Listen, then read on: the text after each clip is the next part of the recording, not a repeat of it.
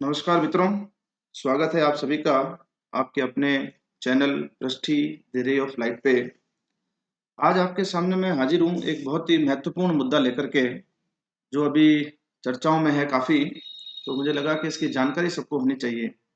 इस थंबनेल को देख के आपको लग रहा होगा कि मैंने एक लाइन लिखी है। अगर आप लोगों ने अभी भी तिरंगा लगा रखा है तो इसे सम्मान पूर्वक आप लोग उतार लें। ये मेरी विनती है आप लोगों से, ठीक है ना? और फिर हम बात करेंगे फ्लैग कोड ऑफ इंडिया की, जो कि 2002 में आया था। ये भारतीय ध्वज संहिता क्या कहती है, ठीक है ना? और इसका उल्लंघन करते हैं तो उसका क्या परिणाम होगा, ठीक है ना? तो कुछ बातें हम करेंगे। उससे पहले मैं आप लोगों को बताऊंगा कि झंडा फहराने की शुरुआत हमारे देश में कब से हुई, और जो ध्वज आज जिस स्वरूप में है, तिरंगा है, अशोक चक्र है, क्या शुरू में भी वो वैसा ही था? इसकी कुछ 1-2 मिनट चर्चा करके फिर मैं सीधा आपको बताऊंगा कि अ, ये जो ध्वज संहिता है, इसके क्या नियम कायदे हैं और क्या इसमें संशोधन किए गए। आज़ादी के अमृत महोत्सव के तहत जो प्रोग्राम चला था हर घर तिरंगा, 13 से 15 अगस्त 2022 तक, ठीक है ना? तो आइए शुरुआत करते हैं।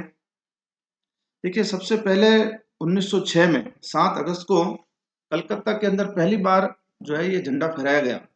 उस समय उस झंडे के अंदर 3 पट्टियां थी। तीनों के रंग अलग-अलग थे, लाल, पीला और हरा, ठीक है ना?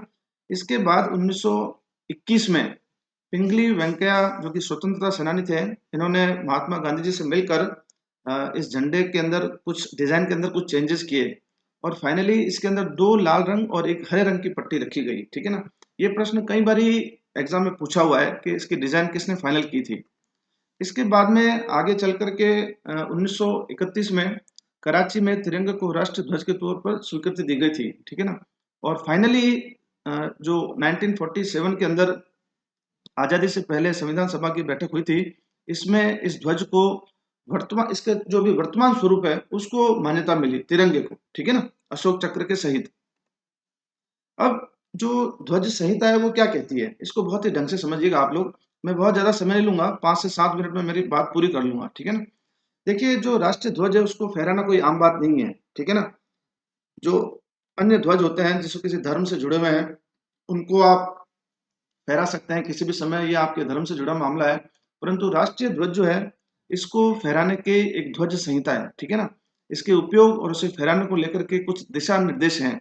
उसके आधार पर ही जो झंडा फहराने का नियम है वो तय किया गया है, और इसी को हम कहते हैं भारतीय ध्वज संहिता 2002, ठीक है ना?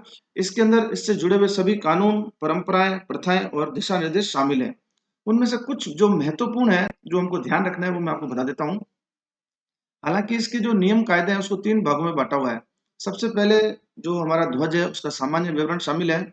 उसके बाद आम लोग, जो शैक्षणिक संस्थान है, निजी संगठन है, उनको वहां लगाने के लिए उसके लिए दिशा निर्देश हैं। और फाइनली जो स्टेट गवर्नमेंट और जो सेंट्रल गवर्नमेंट के जो संगठन है, उनके लिए दिशा निर्देश हैं, ठीक है ना? इसकी जो मुख्य बातें हैं वो ये है, जो 2002 का कानून कहता है कि तिरंगा केवल सूर्योदय से सूर्यास्त के बीच ही फहराने का नियम है। अगर सूर्यास्त हो चुका है तो आपको तिरंगा हटाना पड़ेगा। ये पहले का नियम था, ठीक है ना? इसके बाद इसकी लंबाई चौड़ाई का जो अनुपात है वो आयताकार फॉर्म में होना चाहिए, 3:2, 3:2, ठीक है ना? और जो अगर आपका झंडा जो है वो कट्टा फट गया है, गंदा हो गया है, तो इसको आप नहीं फहरा सकते। इसकी गरिमा के खिलाफ है और ये कानूनन अपराध भी है, इसके लिए सजा का भी प्रावधान है, ठीक है ना? ये 3 मुख्य बातें हैं। उसके अलावा और भी कई चीजें हैं जो अभी फिलहाल हमको ये ध्यान रखनी है।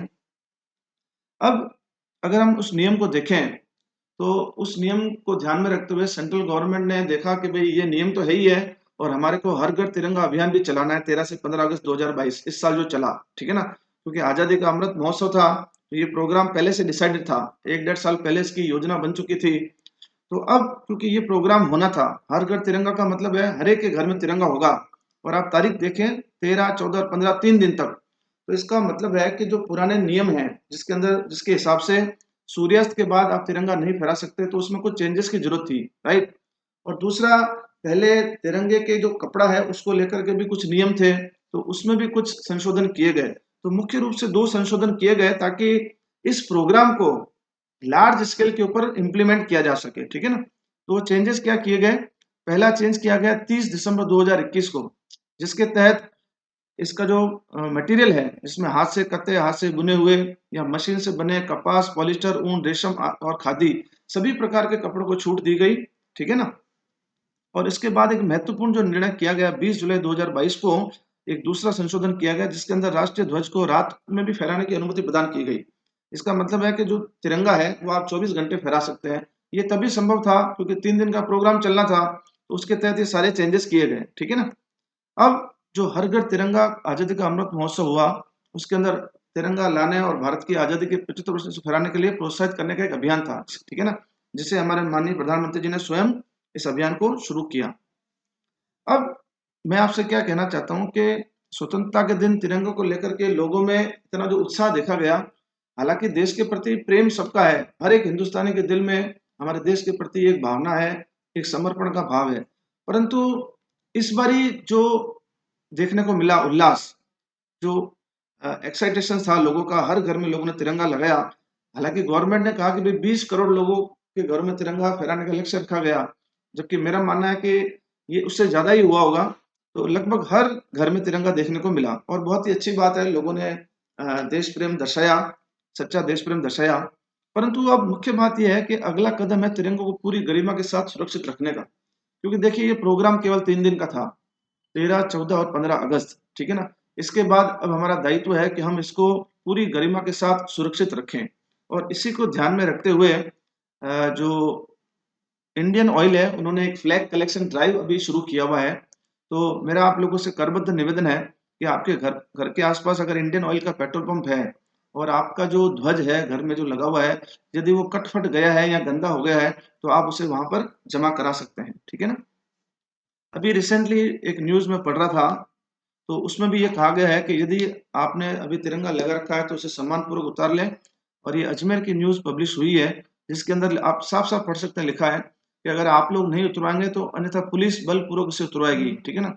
राष्ट्रीय ध्वज संहिता 2022 की पालना कराने के निर्देश इसके अंदर दिए हुए हैं, जिसके अंदर आपको अब 15 अगस्त के बाद में फहराने की अनुमति नहीं है। कुल मिला के बात ये है, अगर आपका ध्वज सही हालत में है, तब तो आप इसे सुरक्षित रख लें, आप इसे अगले साल काम में ले सकते हैं। अन्यथा आप इसे जो पेट्रोल पंप्स हैं इंडियन ऑयल के, वहाँ पर आप इन्हें जमा करा सकते हैं। तो अंत में मेरा आप लोगों से करबद्ध यही निवेदन है कि जो इंडियन ऑयल का फ्लैग कलेक्शन ड्राइव है, ठीक है ना? अगर आपका जो ध्वज है, जो आपने लगाया था, अगर उसके अंदर कुछ डैमेज हुआ है, कटा-फटा है या गंदा हो गया है, तो आप उसे पेट्रोल पंप पे जमा करा दें। अन्यथा अगर वो सही हालत में है, तो आप इसे समेट कर अपने पास सुरक्षित रख लें, ताकि अगले साल आप इसे फिर लगा सकें। और ये काम इसलिए ज़रूरी है क्योंकि हमारे को केवल ध्वज फहराना ही नहीं है, इसके साथ-साथ इसकी गरिमा और इसके सम्मान को भी कायम रखना है। तो आप लोगों से निवेदन है कि आप इसको फ़ॉलो करेंगे और अगर आप इसको ये मेरी बात अच्छी लगी है तो इसको लाइक और शेयर ज़रूर करें। अंत में एक बार पुनः आप सभी का धन्यवाद। जय हिंद, जय भारत।